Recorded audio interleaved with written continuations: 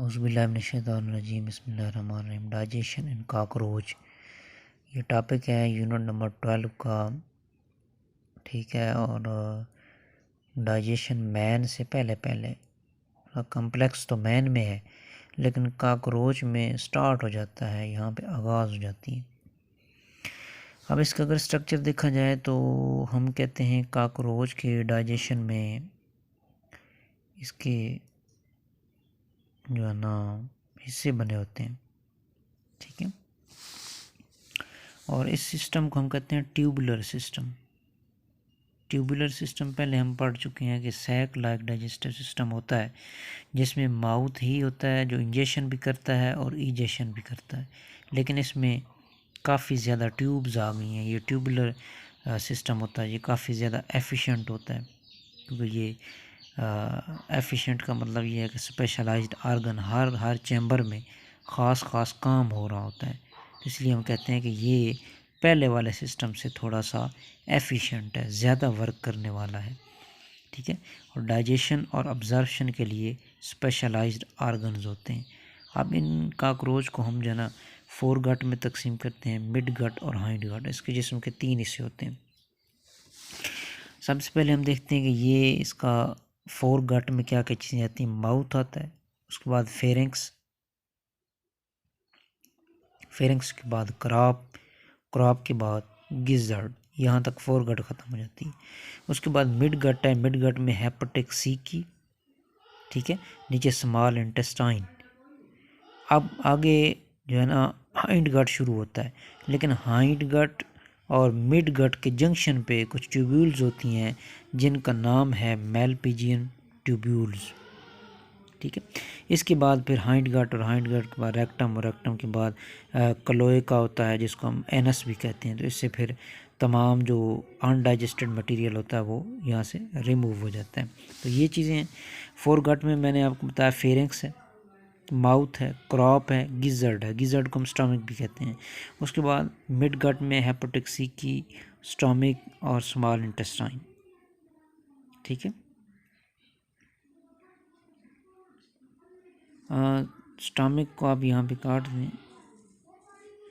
इसमें जो है ना स्टमक लाइक स्ट्रक्चर गिज़र्ड पीछे आ गया, हेपेटिक सी की और स्मॉल इंटेस्टाइन, और आगे इसकी हाइंड गट में लार्ज इंटेस्टाइन, रेक्टम और क्लोएका एनस भी जिसको हम कहते हैं, उसके ज़रिए अनडाइजेस्टेड मटेरियल को रिमूव कर देगा। अब होता क्या है, होता ये है कि इसका ट्यूबुलर डाइजेस्टिव सिस्टम है, ट्यूब्स होती हैं ट्यूबुलर डाइजेस्टिव सिस्टम।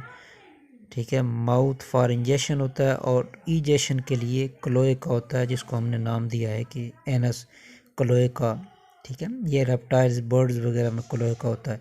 तो एनस अभी तक नहीं आई, अभी तक क्लोएका है। ठीक है, और ये एफिशिएंट है। मैंने आपको बताया कि स्पेशलाइज्ड आर्गन्स होते हैं हर चीज़ को डाइजेशन ऑब्जर्प्शन करने के लिए। पहले हमने सैक लाइक पढ़ा है कि सैक होती है, लेकिन यहाँ पे स्पेशलाइज्ड आर्गन्स होते हैं। 3 इसकी अक़साम है। उसके बाद हम फोर गट में देखें तो फोर गट में वो कहता है कि इसका कंपोज्ड माउथ कैविटी, फेरिंक्स जिसको हलक भी कहते हैं, क्रॉप होती है, गिज़र्ड होती है। ठीक है, और सलेवरी ग्लैंड्स का एक पेयर थोरैक्स रीजन में पाया जाता है। ठीक है, जो कि अपनी सिक्रीशन को माउथ में खारिज करता है।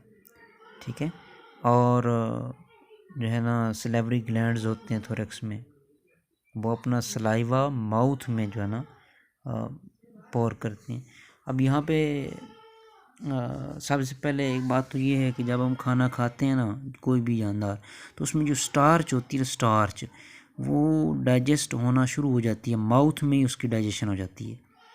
फिर आगे हम देखते हैं कि लिपिड्स, प्रोटीन्स, बाकी जो जितनी भी चीज़ें हैं उनको जो है ना हज़म करने के लिए फिर आगे काम होता है। और आगे इंसानों में उनको हज़म करने के लिए हमारे पास लिवर होता है, जिसको हम हिपैट कहते हैं, लिवर। लेकिन यहाँ पे चूँकि लिवर नहीं है, यहाँ पे ये सी की, हेपेटिक सी की, हिपैट का मतलब लिवर होता है। तो ये छोटी छोटी ट्यूब्स हैं, अपनी ये सक्रीशंस बना के ये छोटी आंत के जंक्शन पे यहाँ पे जो खुराक है ये वहाँ पे रिलीज़ कर देती हैं, ताकि वो खुराक डाइजेशन हो। ठीक है, बिल्कुल इंसानों की तरह। जैसे इंसानों में जिगर है, वो बाइल सक्रीट करता है तो खुराक की डाइजेशन शुरू हो जाती है, लेकिन यहाँ पे हेपेटिक सी की है ये हेपेटिक सी की अपनी सिक्रीशन बना के डालते हैं।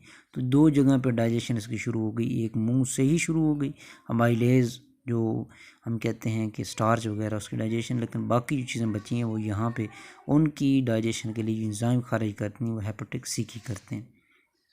ठीक है, अब ठीक है, तो ये मैंने आपको बता दिया। मिड गट में स्टमक है, ठीक है, जिसको गिज़र्ड भी कहते हैं।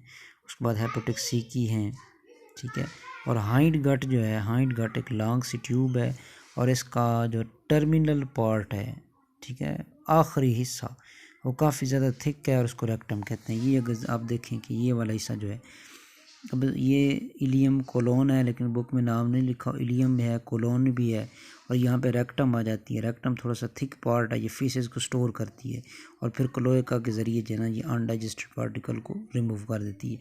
अब खुराक की जो इंजेक्शन है वो ये कैसे करता है, इसके पास यहाँ पे ना मैंडिबल्स होते हैं। अब मैंडिबल्स और मैग्जिला इंसानों में होते हैं, जिनको जबड़े कहते हैं। हम खुराक को काटते हैं, पीछे ले जाते हैं, इनके पास जबड़ा तो नहीं है, लेकिन इनके पास खुराक को ऐसे हासिल करने के लिए ऐसे खुरच खुरच की खुराक को लेके आती हैं। और फिर उसके बाद जो है ना मैंडिबल ने वो काम कर दिया। उसके बाद स्मॉल पीसेस जो है ना वो सलाइवा के साथ मिक्सअप हो गए। मैंने आपको कहा ना कि यहाँ पे सलाइवरी ग्लैंड्स होते हैं, वो अपने सिक्रीशन को पोर करते हैं माउथ में, तो यहाँ पे सलाइवा के साथ वो मिक्स हो गया माउथ कैविटी में, ठीक है। एंजाइम जो है ना वो हाइड्रोलाइज करते हैं स्टार्च। मैंने आपको बताया कि माउथ में जो डाइजेशन होती है वो स्टार्च की शुरू हो जाती है, ठीक है, स्टार्च की डाइजेशन शुरू हो गई, ठीक है। उसके बाद है क्रॉप। अब क्रॉप में पार्सली डाइजेस्टेड चीज़ें होती हैं, सारी डाइजेस्टेड नहीं होती, लेकिन थोड़ा थोड़ा डाइजेस्टेड होती हैं। क्रॉप का असल मकसद ये है कि ये खुराक को स्टोर करती है और स्टोर करने के बाद थोड़ी थोड़ी खुराक आगे देती रहती है, ठीक है, ये क्रॉप। गिज़र्ड, इसके स्टमक की तरह स्ट्रक्चर समझ लें, ठीक है, गिज़र्ड। अब गिज़र्ड खुराक को ग्राउंड करता है, खुराक को पीसता है, जैसे हमारे अंदर मैदा ये काम करता है, ठीक है। और उसके बाद ये आगे छोटी आंत को दे देता है। हेपेटिक सी की का काम ये है कि ये रिलीज़ करेंगे एंजाइम को, एंजाइम रिलीज़ करने के बाद इसकी डाइजेशन शुरू हो जाएगी। और हाँ, एक स्ट्रक्चर है मेलपिजियन ट्यूब्यूल। अब ये जो स्ट्रक्चर है ना मेलपिजियन ट्यूब्यूल, इनका काम क्या है, जैसे हमारे अंदर एक मेकनिज़म है कि हमारा डाइजेस्टिव सिस्टम एनस के ज़रिए हम रिलीज़ करते हैं, और जो हमारा एक्सक्रीटरी सिस्टम है वो यूरिन वाला है, ठीक है। तो अब इसके पास ब्लड तो नहीं होता, लेकिन इसके पास हीमोलिम्फ है। हीमोलिम्फ ब्लड से जो है ना पिछली स्टेज को हम कहते हैं हीमोलिम्फ। अब हीमोलिम्फ से जो एक्सक्रीटरी प्रोडक्ट हैं जितने भी, उनको फ़िल्टर करना ये मेलपिजियन ट्यूब्यूल्स काम करती हैं, ठीक है। और फिर अब उनको डाइजेस्ट करके फ़िल्टर करके बाकी खून तो चला जाएगा हीमोलिम्फ वाली साइड पे, लेकिन जो एक्सक्रीटरी हैं चीज़ें वो इसकी इसी हाइंड गट के ज़रिए, लार्ज इंटेस्टाइन के ज़रिए आती हुई यहाँ से रिलीज़ हो जाएंगी।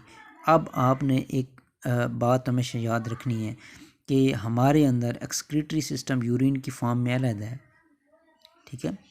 और दूसरा ये है कि हमारा जो डाइजेस्टिव सिस्टम है वो फीसेस को स्टोर करता है, लेकिन इंसेक्ट एक ऐसा किंगडम है कि जिसका एक्सक्रीटरी सिस्टम और डाइजेस्टिव सिस्टम मिला हुआ होता है।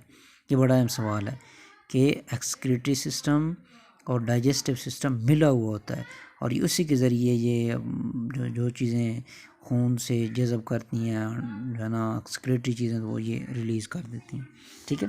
हेपेटिक सी की काम ये हो गया। उसके बाद इनडाइजेस्टेड पार्टिकल जो है ना वो टेम्पररीली स्टोर किए जाते हैं रेक्टम में।